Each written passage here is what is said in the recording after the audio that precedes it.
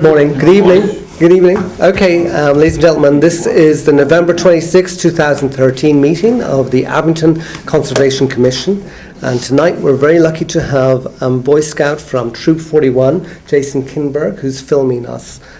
So we have a good meeting tonight, and I'd like to move, with your permission, I'd like to move straight into the old business to continued hearings for DEP numbers 84-473 and 84-474. The abbreviated notice of resource area delineation, we have to approve that, and a notice of intent, which you'll see we won't be able to approve. And we have, we're very lucky to have tonight the Department of Transportation here to explain what's happening on Route 18. So, with your permission, we'll go forward on that. Is that okay? Mm-hmm. Okay. You want to come up? Do you need the lights turned down for this, or? Up to my photographer. Yeah. Well, you're going to do it on the thing, right? Are you going to be able to tell us whether we should turn the lights on or off? Okay, when you see it. I can see it. You can see it. Okay, cool.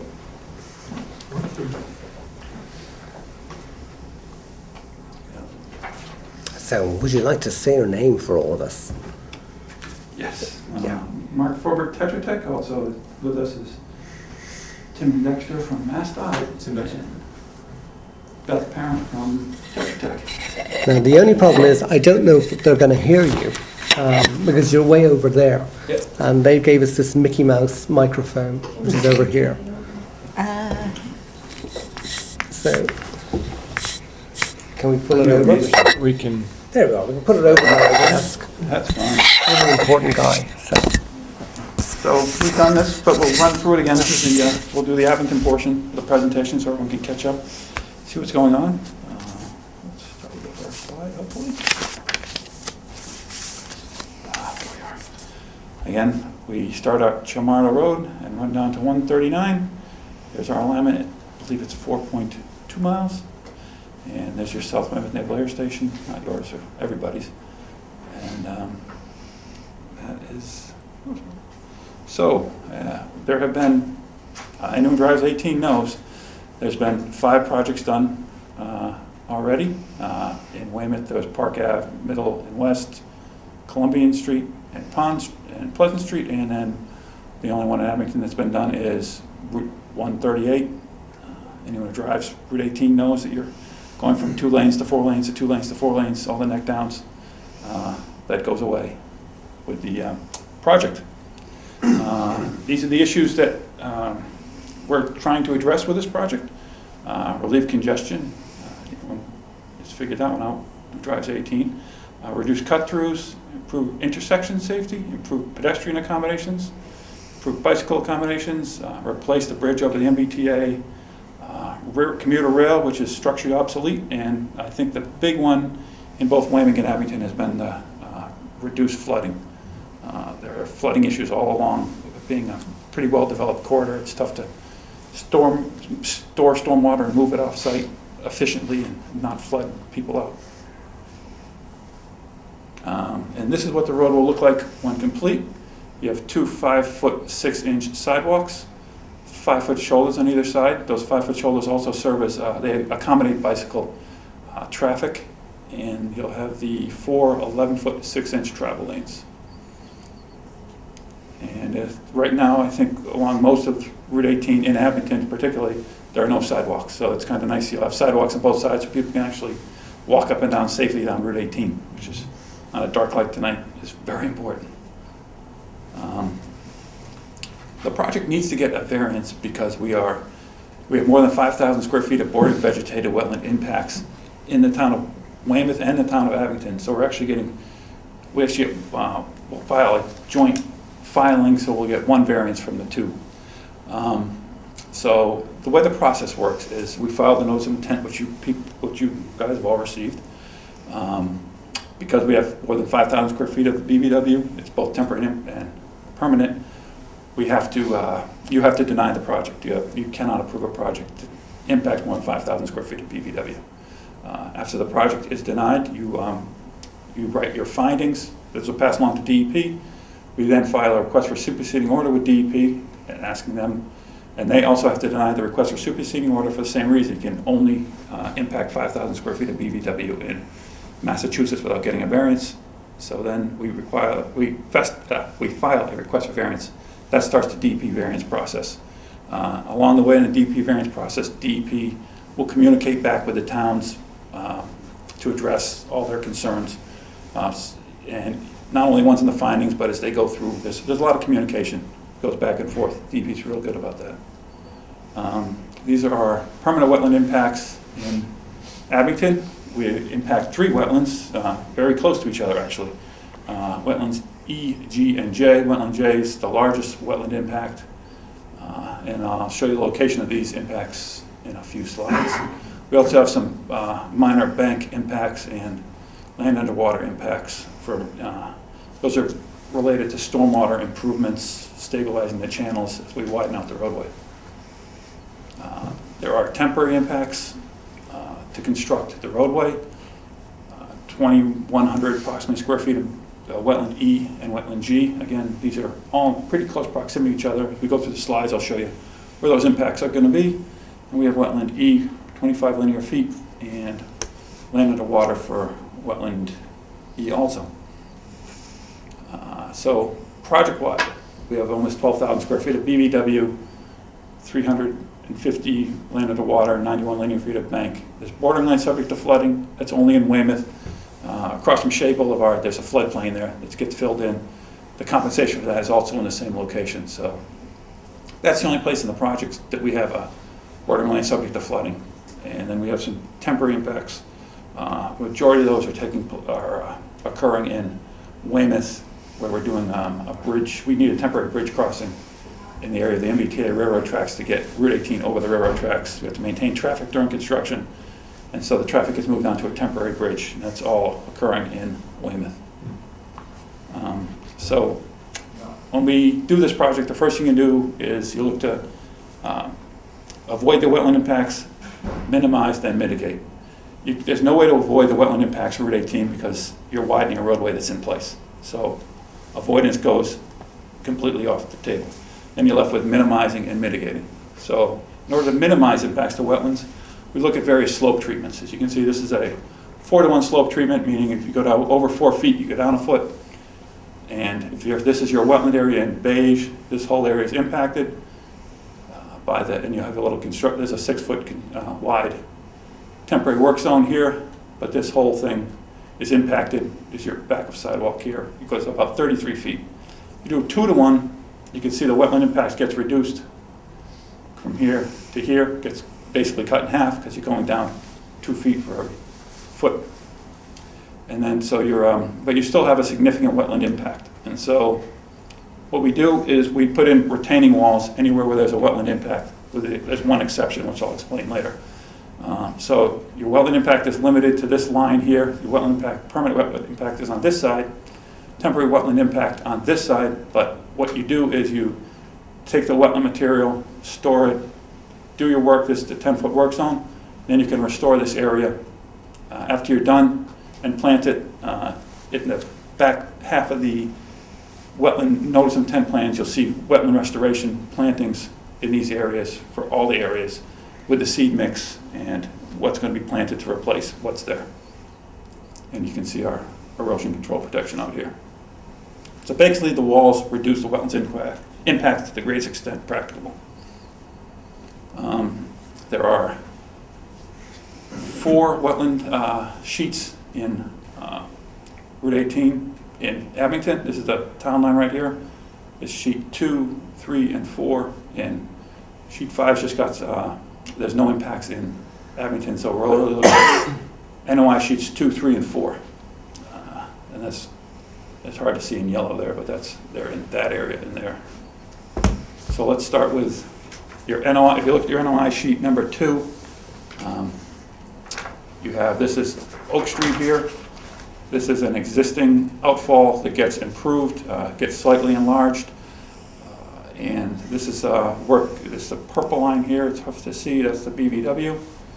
This green line is the 100-foot buffer zone. So in this area, there's some buffer zone work here to extend the outfall, put a riprap splash pad to protect it from scouring, and also from filling in over time. Right now, this one's pretty buried. And when we went on the sidewalk, we saw this. They're hard to see. And there's another one over, there's another outfall that comes from here. This is a detention basin with a sediment forebay, and that's for stormwater improvements. We'll go through the stormwater improvements a little later. This is your second sheet. This is NOI sheet number 3. And these are the wetland, so you mentioned we impact 3 wetlands permanently. That's This the is one that's couple- across from Vineyard Road, right? Right, and it's hard to see some of the labels So there. it's on the side of the ale house, Right, towards Weymouth. and then there's, yeah, and there's a, so this is wetland E here. We have a 330 square feet of impact from road widening. What you see in yellow is a temporary impact. What you see in blue is a permanent impact. The blue is narrow because we put retaining walls in. Over here, again, same thing. There's a wetland right next to the road, so that it gets, the blue, it gets impacted. About 1,000 square feet get filled. Again, your yellow work zone, which gets restored after the project's complete. This is another one of those stormwater treatment basins that we have. Wetland J is the big wetland impact on the, in this project area. As you can see, the entire wetland from this page, from the previous page to this page, is blue because it's a permanent impact. The reason it's this a permanent impact is because the roadway widening is completely within the footprint of the wetland. And so there's no way, if you put a wall up, it doesn't save any impact, it doesn't reduce the wetland impacts. And walls are also expensive. In this case, it wouldn't do any good to put a wall here because the entire wetland's located in the footprint. As you can see, there's a red line here, it's hard to see. But that red line will be the new backup sidewalk. And so the entire wetland's located within the footprint, and you've got about 4,200 square feet of BBW, and that you can see with the 2-to-1 slope. So that is the major wetland impact in Abington. So the wetland mitigation for the impacts, we looked around. For the wetland mitigation, you have to find a place basically that was wetland before filled, and then you go out and you remove the wetlands, remove the fill, and restore a wetland. And the only place that was that we could find that met that criteria was located on the South Weymouth Naval Air Station. This is you can see the old runways here. This is the Rockland Abington town line. There's a wetland mitigation area right there. So we have 30,800 square feet of mitigation is proposed in this area. And again, the temporary wetlands are restored in place. So we didn't have to restore, we only have to do permanent wetland impacts in this location. This is what the wetland mitigation area looks like. This is the west branch of, this is French's Stream, not the west branch of French's Stream. Through here, these areas get cut back and sufficient hydrology is created, and then we have different wetland plantings which are detailed in the NOI plans, different habitats, the wildlife, the scrub habitat, and I can't think of the other one. The blue is forested wetland. The blue is forested wetland. And then we have there's a transition area. There's also going to be a transition area in here, maybe some upland meadow habitat, which is the endangered species people asked us to look at. And that is under the jurisdiction of South Shore Tri-Town, right? As far as where Yes. the property lies? Yep. And the jurisdiction on the base is based on their zoning. This happens to be in zone corporation open space, so it's, or Abington open space, but it's under control of the corporation. Right, so the corporation So the corporation- will provide comments on this as Right. well. And this is and we work closely with the corporation. I know Steve Ivis is the conservation agent over there, and we work closely with him to find the best place to put the mitigation. So we have, this is the stormwater. We have 15 outfalls that are being retained. You can see them along here. We have 1, 2, 3, 4, 5 in Abington, right? Beth? Yes. Yep. And we actually go into 3 separate watersheds, the Taunton, the South Coast, and the Boston Harbor watershed. So the water's going off in different directions. some go towards the base and others going towards the Taunton watershed. The stormwater management system's a major upgrade to what's out there today. There's going to be curbs put in, curb lines to direct the stormwater into deep sump catch basins. There's also, we're going to replace the trunk lines and in a few locations in the 4 or 5 in Abington stormwater basins. There are 4. Yeah, I think there's 4 stormwater basins. We'll go through them. There's detention basin, sediment forebays, and outlet traps and riprap aprons to prevent scour and to protect the new outlets that are being built. This is the first, we saw this on one of the first slides. You have this outfall, this outlet being, the drain line gets rebuilt, slightly enlarged. There's a sediment trap at the end of it. So you get, there's no peak flow reduction, but there is 44% TSS removal. That's a combination of the deep sump catch basins and the outlet sediment trap. Over here you have, this is outlets number 4, sediment 4-bay and a detention basin and a sediment 4-bay. Sorry about that. This is the 4 bays here. The basin is here. This allows you to clean out the sediment 4-bay, allows you to clean out so that your detention basin doesn't fill with silt over time, and they will be maintained. And now we're getting, in this case, you get a 46% peak flow reduction and a 44% TSS removal. And would you say the 46 peak flow reduction, that's from the flow that's going in, or is that just the reduction of the new water that's being directed there? That is from all of the water that's going into the detention basin. He said about cleaning, but does the state go by and check it? Yes. Oh, all right. Yeah, so the policy is to inspect yearly and then maintain it as needed. So they likely won't be maintaining them every year. Just be it as needed based on the district maintenance engineer's inspection. Thanks. Okay, and Beth, where is this? This is, That's across from Summit Road. thank you. So we have another basin going across from Summit Road, again with the sediment 4-bay and the detention basin. This one you have a 19% peak flow reduction and 44% TSS removal. And that is outfall number 3. This is Benedetti's? Yeah. And this is a contractor yard here and here. And this flows across this way into this sediment 4-bay and eventually detention basin and flows out this way. This one you have a 21% peak flow reduction, 44% TSS removal.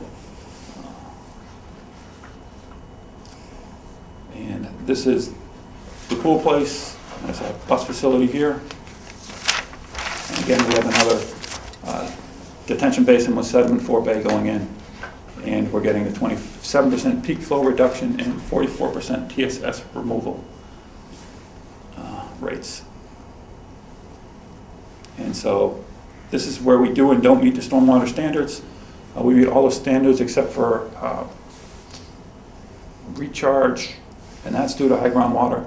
And water quality, and that again is due to high groundwater. We meet the rest of the standards, but those 2 standards can't be met because there's so much high groundwater in the area.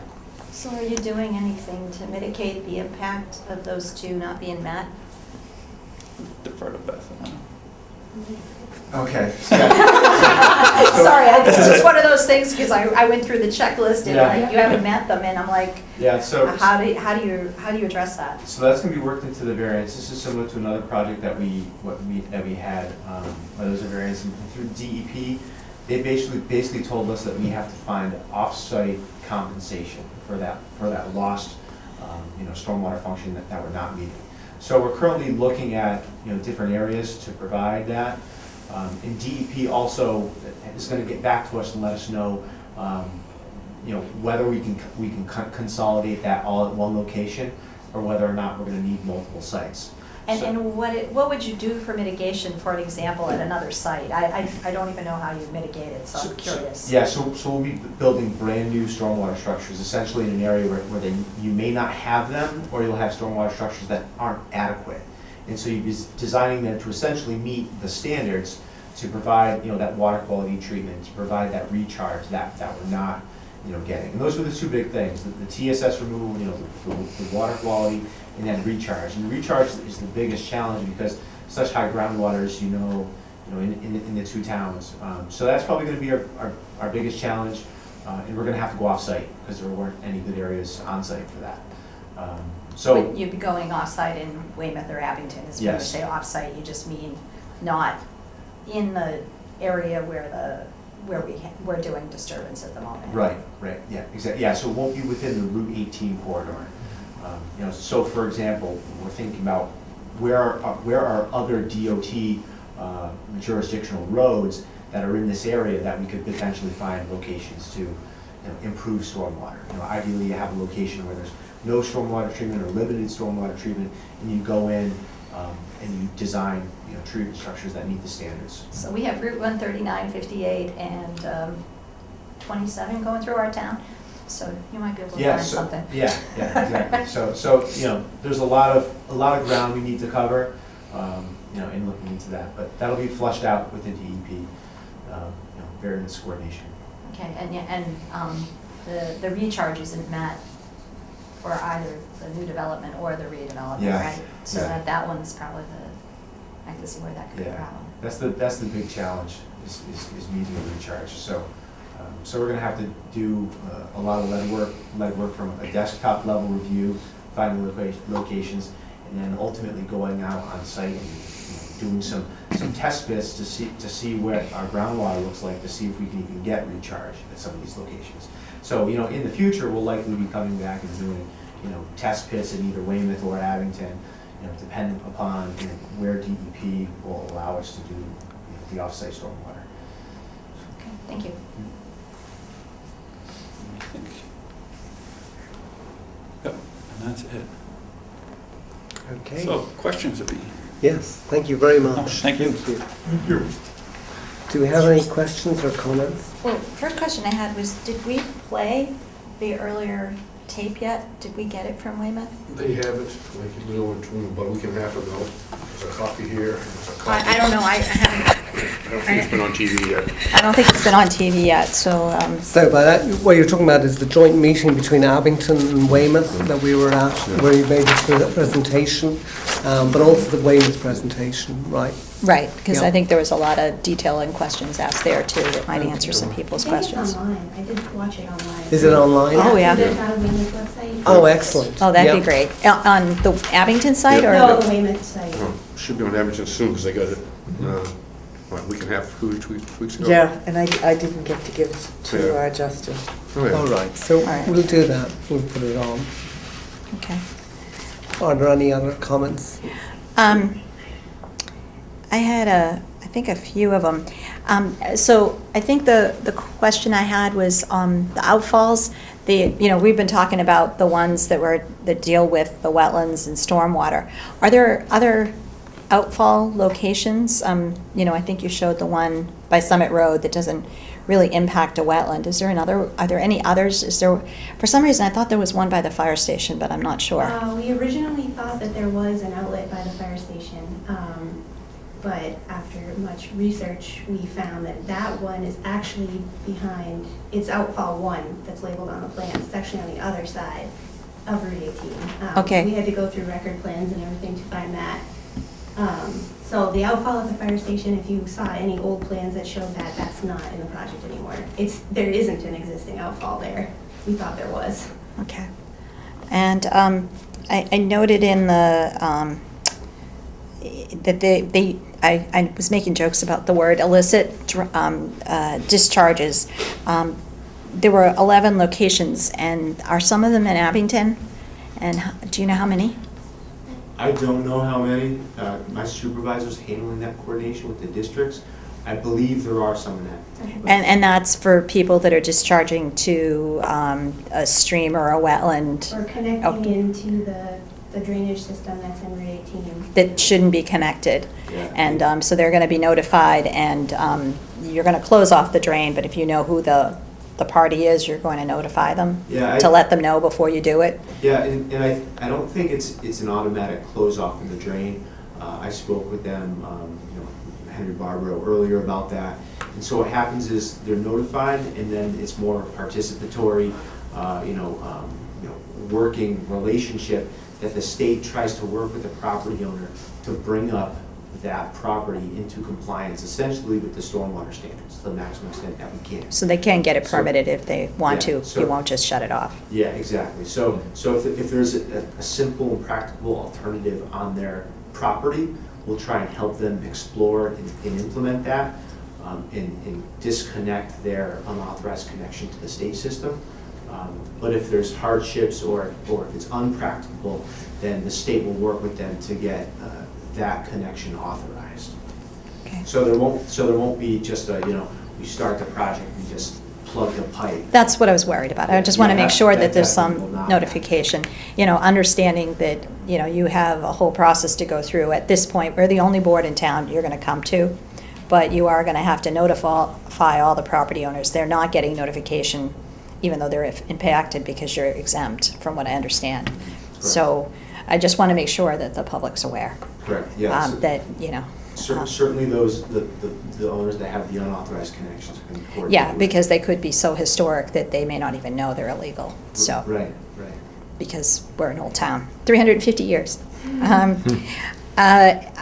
I looked through the stormwater report, I don't know, almost 800 pages, and I could find the test pits and the borings for everything, but for the ones that were behind, the Oak Street property, we were supposed to be notified, so we were going to go out with them, but that just never seemed to work. We wanted to be there when they dug. I think you mentioned that you had them, but I just couldn't figure out where they were Yeah, at the let's see if I sidewalk. can find- I'll give you a minute to look it Didn't we up. go out to that part? Didn't we go out to that? We went out to that part, but Okay. what I was curious about with the borings and the test pits is where's groundwater? Where did they find groundwater, and what did they discover from the test pits? There was reason they did them. I could see everything else and see where the groundwater was. And, it's running 4, 5, and 6 feet for closer to where town line is, and it seems to get deeper, but she thought this one might be at 4, but she wasn't sure. The work zones, besides the work zone that you're leaving on the 10-foot side everywhere, are you going to have like lay down areas and construction storage equipment areas? Like, is there going to be someplace right next to the road? How are you going to manage the materials and the equipment that's going to be there? How's it all going to be handled? You're going to be moving dirt. How are you going to manage that? Yeah, there's temporary right-of-way easements. I don't know where all of them are, because it's 4 miles of roadway. So through the right-of-way process, there's temporary easements that are taken. And then the contractor, when they get on site, if they feel like they need additional area, it's on them to secure those areas. So oftentimes what they'll do is they'll work out an agreement with a private property owner. If, suppose there's an abandoned lot, they'll work an agreement with that owner and compensate them for that additional area. Okay. But the way that the engineers work with right-of-way is they try to secure all the temporary easements for those access areas and staging areas.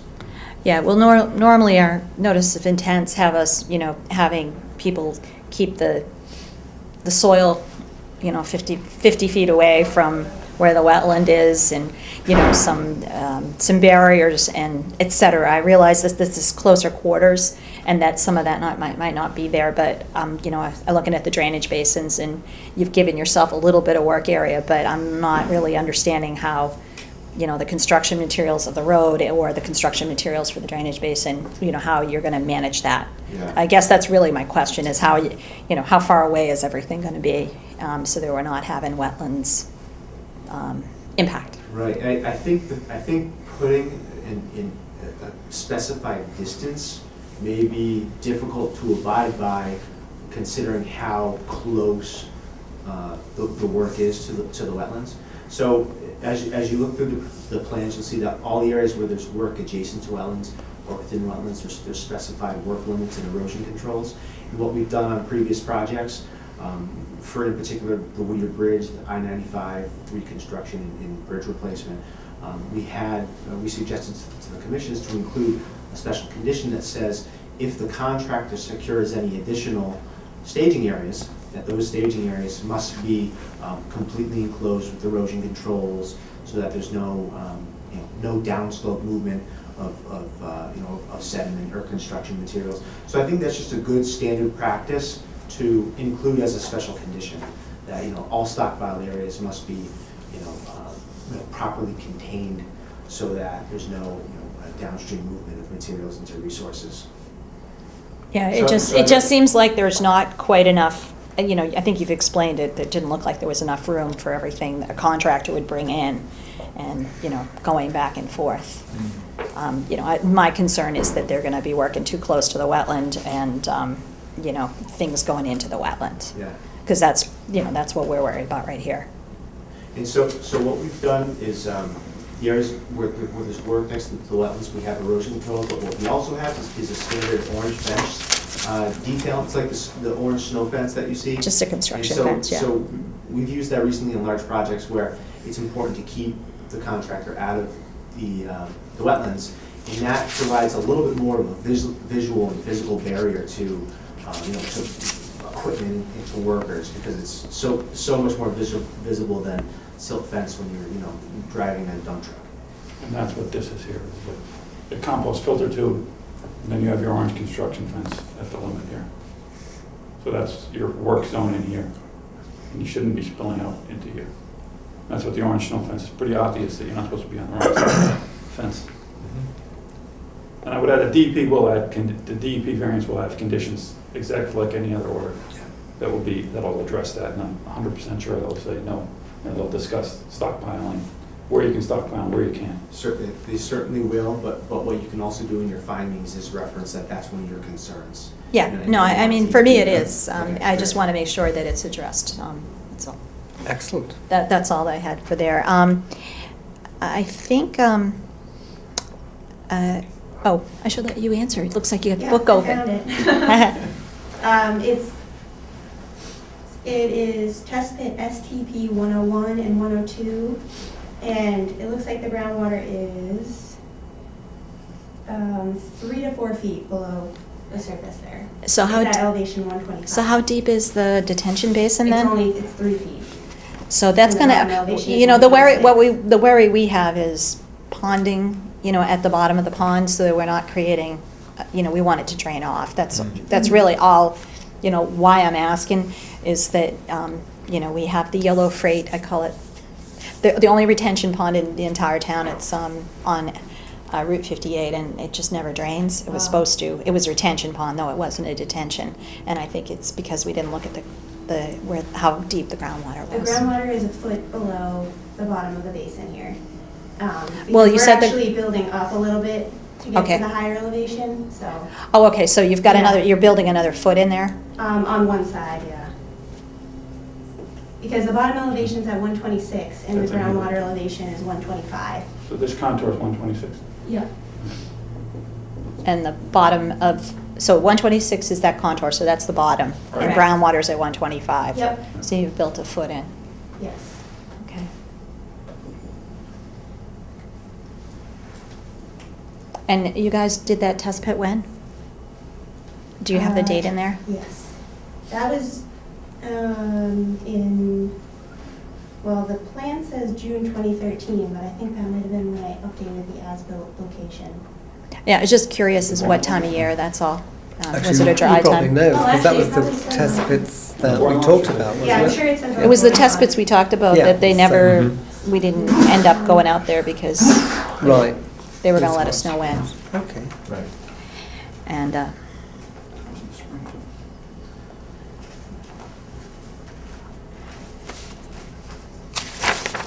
sorry, I'm asking a lot of questions, guys, but. They're good questions.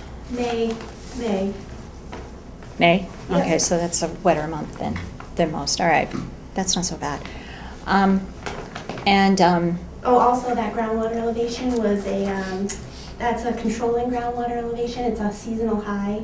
And oh, it's so they based took the on high water mark? It's based on the redox features of the soil, and Oh, thank you. it's not just the groundwater level that they Thank that you. they measured that day. It's, so you got the high water table in Yes. there, so that's good.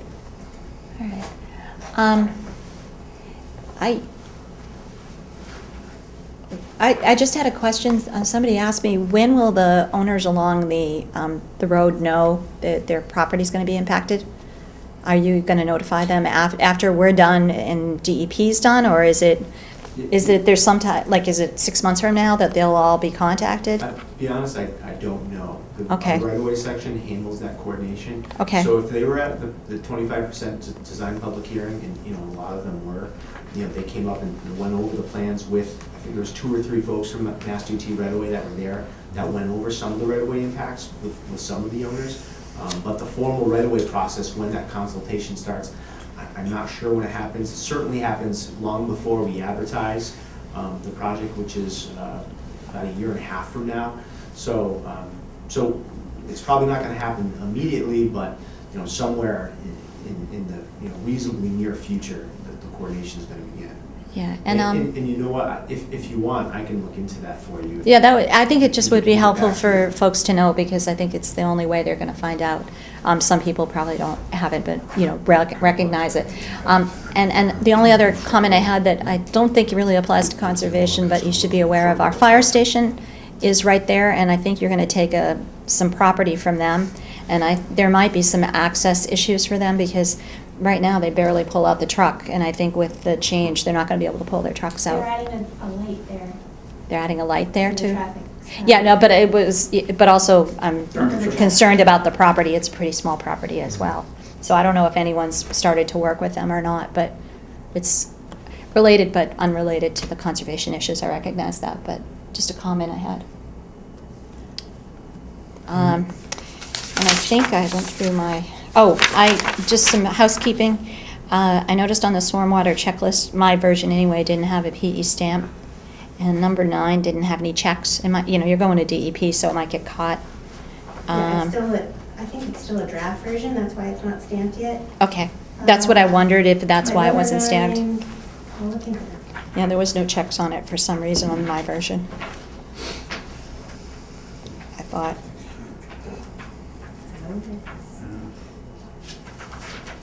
And the only other you show a comparison table by the river, but not by the outfall. Is there a table somewhere that I missed? I'm sure you have it, that just has sort of each outfall, the 2, 10, and 100 year that summarizes it somewhere? No, there's not a table, but everything is in the Right. Appendix B, yeah. Yeah, that's, okay, I just wanted to I was trying to Yeah. pull it out because I thought it might be helpful. Okay. For I number went through mine. 9, that's for the operation and maintenance plan. Yes, and, And we do have an operation and maintenance plan that is included in the appendix. yes, I saw it. Thank you. No problem, just thought I'd mention it since I caught it. Yeah, Thank you. 800 pages, I missed one check. You caught it, that's pretty impressive. You read it. And it's important because we're going to, although we are, because we have to have jurisdiction, we have to deny this notice of intent, as they explained. We do get an opportunity to put our comments on it, and as it goes up to DP, they see the comments. So that's why I found it very helpful, your suggestion, about some of the comments that we might make. Are there any other comments or concerns that you have? I had a question, you got the pictures here. Actually, I was going to do that, but I was going to wait for you guys go, to do then it. you do it. Well, actually, so we had, when we walked and took our lives in our hands across Route 18, looking at the places and all, there was one of which I thought was a hysterical moment, where we were looking for a basement, a drainage area, and it was in, it was where the buses are, and now, so it was Outfall 5, the stormwater and the bus terminal. So in their plans, there's this drainage area, that we should have, and it's literally horizontal to the road, and the water comes in, and you can see it. It goes under the road, and the water goes to behind the bus terminal. Actually, is a big wetland area there, and the water goes there. So you'd think it was there, but one part of it seems to be filled in, and the other part, the landowner decided to block himself. So those are the photographs. Now we have to get the address, and when I get the address, 1477 Bedford Street is the one that was filled in. That was the one I emailed you about, Nancy. That's Abington 77 Bedford Street is the one that's filled in. That's Abington Transfer Station. So we have a file on no, it's not a transfer station. That's exactly where they filled in. Is up that they owned that property and BRT behind it. And Yes, behind. right there. So right in front. It looks like it's filled. So if we can get the plans, we can see if they filled. If there was a detention. And I think we will come across, as this plan is done, I think we will come across a few things like that. But there is an example of where. And There's an example of where the Conservation Commission, if we had a conservation agent, we would actually know this, and so we'll have to write a very polite letter asking them to come in and explain to us why they did that. Because, the project itself is not going to start for a year and a half anyway. So that was just one thing. I brought photographs because I took photographs of it. And I had a question for DOT. If is the that detention basin there has a very long pipe associated with it, and from I think there was some discussion of why did they do that? Is the pipe that goes all the way down blocked? You guys are going to be using that discharge. Are you going to make sure that it works? Are you going to replace anything there?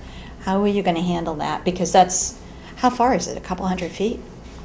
At least. Yeah, I think it's a very long pipe, and it's an important pipe because you're going to be directing water to it that may not have necessarily been gathered in one spot.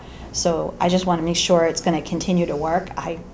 It's very far from the wetland, but that's where it's going. So I guess I don't know how you're going to handle that pipe. Yeah, that's a valid point. We need to look into that. I know that all of the any pipes that are in the project limits that are going to be retained are going to be cleaned beforehand. But we'll have to make sure that one's included. And is that size big enough? And The size is big enough, yes. But it's not just clean. Does it actually carry the water where it's supposed to go? Is really my concern. Is it Right. in one piece, or is it a mess? Has it have the buses or the machinery that's there driven over it and broken it? I don't know how deep it is or anything, but Yeah, that's a good point.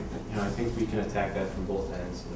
We'll do due diligence on our side to work out our specs that the pipes that are retained, like that said, are clean, but upon inspection we found that they're insufficient, that they're replaced. And if you want to as well, that could be another way to comment in your findings. And water and drainage is the key to this. It's a fantastic, fantastic project, and you really have done great work on it. But it is, for Abington, that's the big concern, is water and distribution. Are there any other comments or questions? I would open it up to the floor, but other than Jason, there's nobody else here, right? So I'm going to bring it back. What I would like to suggest is that we close the hearing tonight, and then at the next hearing we make our recommendations. And maybe the commissioners could have a look at all the records, read the 800-page, there's going to be a test on it. Read the 800-page drainage thing. And if there are any issues, bring it up at that meeting, and what we'll do is we'll do a list. Would that be okay? Our meeting will be 2 weeks away from now. Would that be all right? Yeah, I think That doesn't mess you. It's 21 days. 21 days after you close it. Yeah. We're within that's within the that period. So is and that Dennis, okay? yeah, and we're going to get the Weymouth comments, aren't they due soon? Do you guys know when? Mary Ellen, we went back to Yeah, Mary Ellen today. She's feverishly preparing her. Poor Mary Ellen. Yeah. She's going to And be so ready on the She has to night. be done. Wednesday, I think. Wednesday, she has to be done. Oh, okay, Yeah. good. So We we could can't get a get copy, if we Yes. could get a copy of that, that could Yeah, be a real but help she for said us she was as gonna do well. that. She said she'll send it as soon as she. Because we Now, can borrow I the did joke template. that we were going to copy it, but actually our concerns, I think, just listening to Weymouth that night, we have very specific, smaller concerns than Weymouth. Weymouth has a much bigger tableau that they have to deal with than us. Ours is quite small, and it probably will be centering on water distribution, I think. But what I'd like to do is, we have an ANRAD, abbreviated notice of resource area delineation, where they literally lay out where the wetlands were. We walked it. There was Jerry, myself, and Kathy, right? Is that? And Russ? Right. No, it was just us. So we walked it, and I think at our next meeting we should approve that. And then, obviously, because of our regulation issue, we have to disapprove the notice of intent and it goes to the next step. Is that all right? Is that a good consensus? So what I'd like to do is close the meeting now on this, and then we'll bring it up, the hearing, and then we'll bring up our decision process at the next meeting. Is that okay? Sure. Do I have a motion to close the meeting? Motion to close. Okay, and second, Russ. All those in favour? Aye. Thank you very much for coming. That was Thank you. fantastic. Thank you, very good. We can take a break for a moment if you like. Do you want to turn off the computer, the camera just for? Turn off the camera at 7:48. It is now 7:51, and we're back on, and we're just going to go back into old business and look first at the open space update. I don't have any information on that. And the next is the request for certificate of compliance for DP number 84-467 for 470 Linwood Street by Paul Crowley. Now we punted this to this meeting because when he did the request for certificate of compliance, it turned out there was different details to the plan that was given. In the certificate of compliance, with the as-built, it showed that there was a new driveway and that there was a deck. So Jerry and I went out and had a look at it. No impact on the wetlands at all, do we think? No. Yeah. Actually made everything better.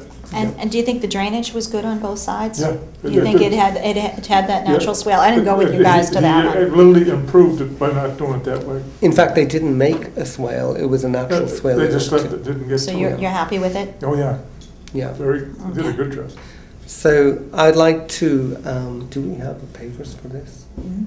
So I would like, is there any other comments about 470 Linwood Street? This is something that's been ongoing. My only comment is that I would like to see the contractors actually tell us before they make changes on their plans. Right. Because it might not work the next time that somebody does that. Right. It was pretty significant. I think it's worked out okay, Well, but, It did. yeah, but I would like contractors not to do that again. In there it seemed like an improvement. Okay, so with that, can I have a motion to approve the certificate of compliance? I make a motion, we approve the certificate of compliance for Linwood Street. And can I get a second? Second. Thank you. All those in favour? Aye. And I'm going to just pass over this to you. Thanks, Dennis. Jerry's, please. Now, we have, I'd like to move on to new business. I'm just passing over the certificate of compliance for your signature. And we have correspondence. Which shall I do first? I think actually the first thing I'll do is what Jerry and I were involved in. So where is all that stuff? So today, and if I may, I would like to talk about an enforcement order that came out of today. Today, as we're talking, 267 North Quincy Street, there's a fire going. It's been going for about 3 nights now, and it seems to have been tree stumps at 267 North Quincy Street. And what I'm going to do is I'm going to pass over, actually, I'm going to pass over my notes to you, if you want to take Sure. a copy Thank you, and Dennis. pass it. And these are my reports that I did when Jerry and I went to have a look at it. So last night, the fire chief called me up and said that there's a fire there, that the DCR had been out, their conservation people had been out because there was a fire in the forest, in the Ames Knoll forest, and they thought the Conservation Commission should come. As you know, the state groups can't come in until the town commissions come in first and have a look at it. So we met with the contractor involved, and I went to the owner's office, and I met with the fire chief, and we met with DCR, the fire people, and there was a few other people there when Jerry and I went there this morning. And we saw, and I have photographs, we saw a big fire and 267, just 267 North Quincy Street. When you go and have a look at the assessor's database, you'll see that it's just a small little cinder box building. Yeah. A small little cinder box building, and worth $90,000. Oh, Worth $90,000. But if you actually drive past it for about a mile, it's the Valley of the Fair. This is the road in, and it's 19 acres. There's a whole lot of small businesses, crushing stone and moving wood and just a whole lot, presumably unregulated because we didn't know about it and the other town officials didn't know about it. And at the very end, and also, by the way, this is a utility where the utility wires are. They built their businesses all around this road where the utility wires go. So at the very end of this is where the tree stumps were, and they were on fire. And I describe in my report what I saw. The tree stumps in front of me, to the left was railroad ties. We're not talking about wooden ties, we're talking about stone, There were the concrete cement ties. ties that they took out of Oak Colony when they put the wooden ones in, and everybody would go, I wonder where they're going. Well, now we know where they're at. And they ground down a lot of those ties, so the ground itself has been raised and it consists of stone, small little pebbles and stone from the ties. So, but to the left of that is Ames Knoll Park. And the fire actually went in to Ames Knoll Park, to about 200 yards into the park itself, and devastated all that area. And also the stone wall itself was pushed in. This is the stone wall that demarks the conservation land. Now, actually, a fire for a forest is actually a good thing, just so you know. So that's not a bad thing. But it seemed to me that there was an issue here. And in my report, I note that the resource areas are the I also found wetlands. Jerry and I found wetlands in the. Now there's wetlands in the conservation area, of course, which the town and the state own, and that's on the DP map. But that's about 200 to 300 yards into the forest. But actually, there is. They must have had a drainage issue, and there was a culvert that goes right under the entrance of this part. Yeah. I believe that was approved by the old Conservation Commission. I was told that today. Oh, was it really? So I was trying to, well, Nancy wasn't in, I was going to look for the record, so it's sometimes. So the old Conservation Commission knew about so could you this. look for those records, Nancy? Whatever this is, Quincy's, North Quincy Well, Street. I don't think they did, because I spoke to DEP today, and there's no DEP file set up for them. And this would be for Ames Knoll? No, for two- No, 280C. 267 North Quincy. There's no DEP You file. talked to him today? I spoke to DEP today. Yeah, That's funny. that's what I spent the afternoon told doing. there was. You were told by Mr. Byzantine or Yes, whatever, it yeah. was. But anyway, I spoke to DP and they went through all the names and that we have, and couldn't find one DP number for that. So Okay. we found a culvert, and it ends up in either an isolated wetland or a wetland right on the side of the fence, and there was some trash. So what I looked at resource areas, and I found there was wetlands. I described it as a southwest property, and I actually do a map of it. You can see down there. There was a nearby conservation land, and let me see. Those were the two resource areas. Did I not do a third one? I think that's it. And so I suggested I spoke to the contractor, a very nice gentleman, Manny Bugigna, and he actually hasn't been working with tree stumps for over a year.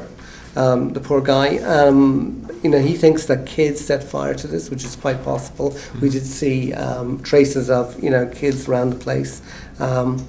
I discussed it with him, and he agrees to a cease and desist order simply on the wood, that there's no more stockpiling of the wood at this time until we find out exactly how we can contain this. Let me see. I suggested that the activities that are a problem were the tree stump pile, which is grown and allowed to become a fire risk to nearby conservation land, which of course was burnt. The crushed stone and railway ties that have breached the stone wall and conservation lands, and the refuse in a nearby wetland and drainage basin. And by refuse, there was actually a blue plastic bin and some bottles. That was about it. And so I drafted up an enforcement order for your review, where I suggested that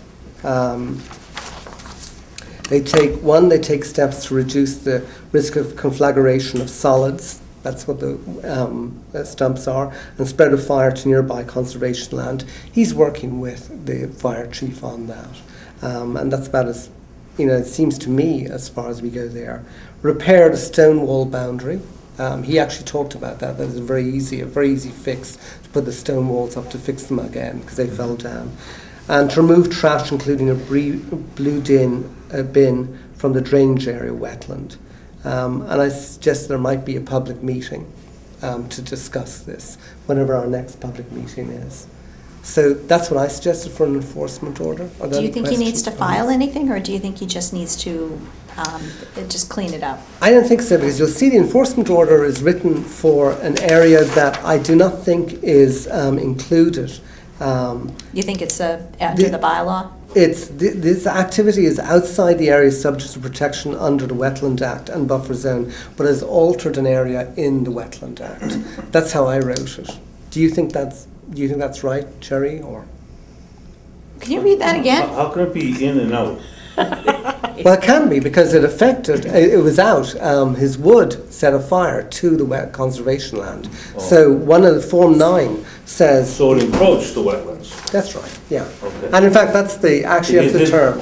His work site is actually in an area that should be okay. Yeah. But when it caught on fire, it encroached the wetlands. Yeah. Okay. So Yeah. And the stone wall where he pushed it down. Yeah. So if he could just put up some kind of a buffer of something in case it happened again. Yeah, the stone wall was I there. get That it would be now. enough. I get it now. Do you think that's right, or do you think? No, I couldn't really Yeah, think. I it think was what you're saying is the activity occurs outside. And in this Right. case, it's Yeah, I mean, what he's done, but it's managed to impact the wetlands. yeah. I went through this long introduction about it, and there may well be many other issues from other town departments. But in conservation, we're just looking at one small thing. We're not looking at regulation of the industries. We're not interested in that, or the tax. We just want him to clean it up and make it stop. So I really don't think the poor guy.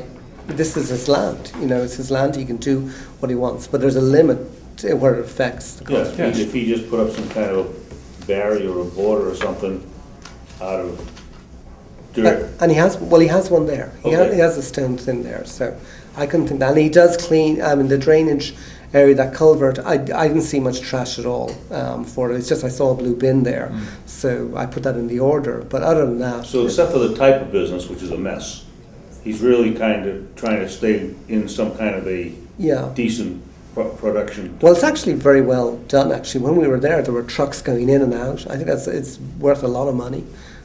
So it seems very well organised, and the construction site, to me, looks pretty well done, well organised. But it's not, I don't think there's any regulation there. Nobody actually knew that all these guys were behind. Yeah. The fire chief has other issues, and I wrote on the map, I put the gables. So you know why I did that, because it's actually the wood, they were very concerned the wood was so dry that the fire could have gone over to the gables. That's really what the fire chief didn't say that, but that's his big worry, that it could have gone over to the gables. And there was no water. Something from John. Oh, we did get a letter? Oh my gosh, okay. So I'll quickly read it. I would like to thank you and Mr. Keller for assisting us on a recent woodpile fire which encroached upon State Park land behind 267 North Quincy Street on November 26, 2013. Mr. John McLaughlin, representative from the Commonwealth of Massachusetts, DEP, also arrived on site the same day and presented me with the enclosed site assessment approval dated May 31st, 2011. A brief inspection of the area by Mr. McLaughlin found everything to be within the specifications of the site approval.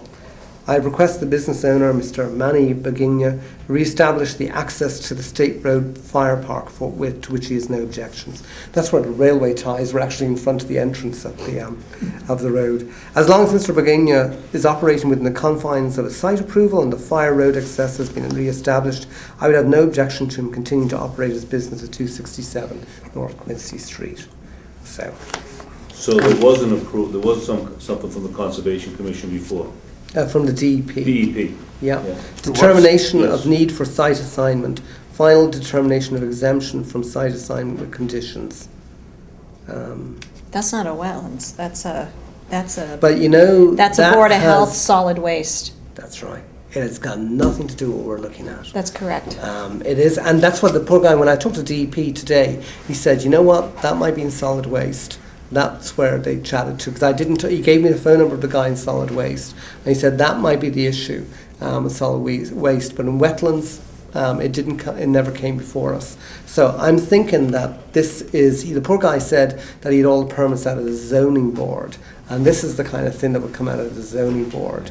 It wouldn't, if at all, but it wouldn't come out of the Conservation Commission. No, it's a DEP and sometimes a Board of Health. Yeah. So it's got nothing to do, I think, with what we did. So if you agree to that, to the enforcement order, I have a copy here. Actually, I have 2 copies here for you to have a look and to sign. Is there any discussion? No, just put it in, I think it'll be fine. Yeah. Sounds like it's. I think we have to it's vote an it. awareness issue. I make a motion So, to yep. approve the enforcement order as Dennis has described and written. Second. All those in favour? Aye. Aye. So it's for a very simple, and that's how all these enforcement orders should be, very narrowly tailored, really, I think. So I'm going to pass it on to you.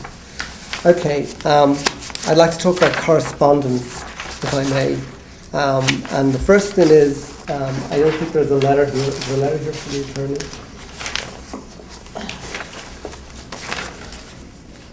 I spoke to our council about the Wyman Road issue. Now, where it is the DP gave a superseding order, and I thought it ended there, but in fact, it has been appealed by the homeowner. And so it's quite normal, there's nothing wrong with that, and it goes to administrative hearing. Now, in administrative hearings, the town commission is permitted to attend if they want, and they can attend by council if they wish. And I remember at the very beginning when we all met, I was saying that we should really stand by our opinions, and if we have to, we write a letter to the DP and say that we want to go to the very administrative hearings. So council did call me up and say, do you want to go to the expense of having council appear on behalf of the town commission at the administrative hearing? And she, and actually I was too by email, I was asked by the council for DP if we wanted to attend. So are there any comments? Do you think Well, I this think, is something that I that think you- this is yeah? something that most of us didn't work That's on right. or vote on, so that I don't really feel, really the need to go, because I don't think we have anything to add. I don't feel strongly one way or the other.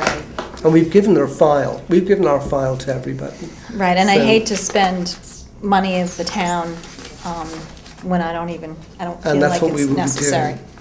But, And all this is gonna be dealt with the DEP. yes. So we're basically out of it. Were you on the commission at the time? I was, yeah. So you would be the only one, as far as I know. And I would feel that the commission's decision speaks for itself. It was superseded by DP. The change, by the way, was that the DEP said, you know what, there should be some trees there, and that was their addition to the plan, that the guys should put in some trees and that there would be an inspection over a few years of that. And you had to put a certain percentage of trees and vegetation in over the next few years. And the homeowner's appealing that? He's appealing that. Okay. Yeah, and he's not entitled to it, and it goes to it's kind of like a mini. I do it in immigration law. It's an administrative hearing. There's a guy, much like a judge, who takes it in, and all the parties are represented by counsel. Right. But I think we've done our bit. I think you're 100% right. Okay, council did ask me to ask, so if I may, is a consensus that we don't want to be represented at the hearing. That's correct. Right. Okay. Let me see if there's anything else. We've got a new environmental handbook for Massachusetts Conservation Commissioners. And we've got a free 1-year subscription to this environmental book. So maybe we'll photocopy this or scan it so that everybody can use that reference. Is that okay in case they want to go in and have a look at it? Sure. Cool. Okay. That's handled nicely. Christmas project in memory of the old Sarge. This is from Nancy and Liz. Many of you remember. Well, do you want to tell them what it's about? You want me to read it? You can read it. You're killing me. Okay. Many of you may remember that traditionally we would send boxes full of goodies to servicemen and women from Abington serving in Iraq and Afghanistan for Christmas. This year we would like to do something different in the old Sarge's memory. He used to spend a lot of time at the Brockton VA hospital, especially around holidays. The Sarge, who's the Sarge? Joe Collins. Joe Colantino, right. Okay. We're asking if you can help us out by making a donation. We will then be purchasing some items and donating cash to the VA as well. In addition, if you would like to donate gently used men's or women's clothing, we'll be donating that as well. We'll be collecting until December 6, 2013. And as the old Sarge would say, for the love of freedom. Okay.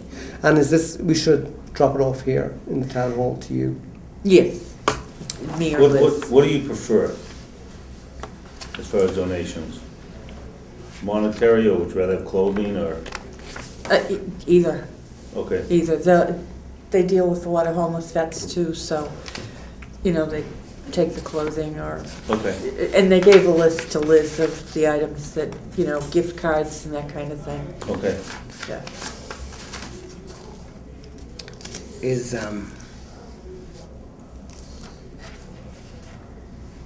Why do we have this from the planning board? Is this just simply the planning? They just copy conservation on it. So we have a planning so we board know. notes. Read planning board action on roadway improvement plan entitled Roadway Improvement Plan in Abington. Where is it? David Federico. Assessor's map. What's the address? Do we know what the address is? So the guys know. No. Amazing. Okay. All right. Well, that's as clear as mud, I think. So we have a note from the planning board about assessor's map. Nancy, could you find out what property it is, what address, and we could talk about it at the next meeting? Oh, is it?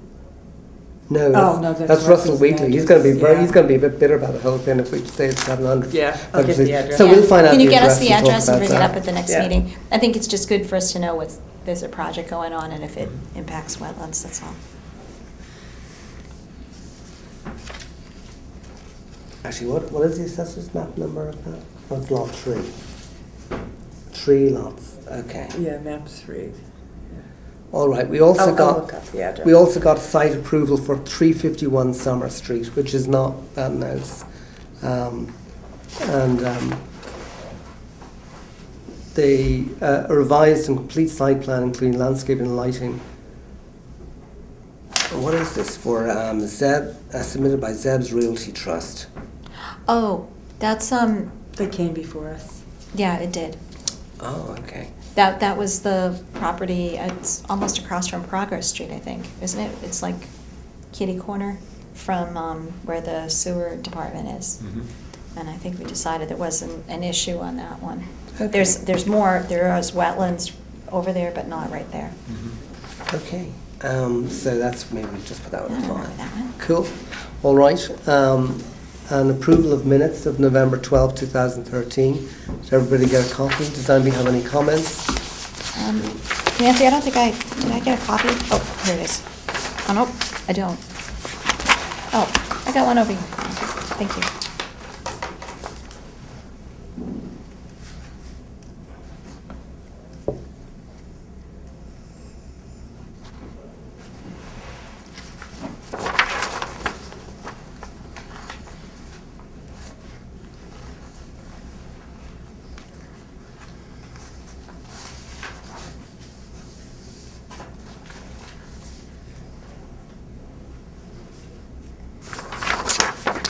Do we have any comments?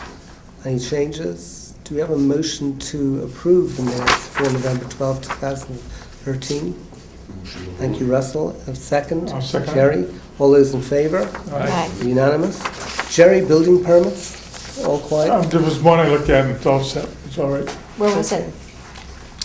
And I would like to close the meeting by thanking our photographer who stayed with us through the whole meeting, Jason Kinneberg from Troop 41. Thank you very much, Jason.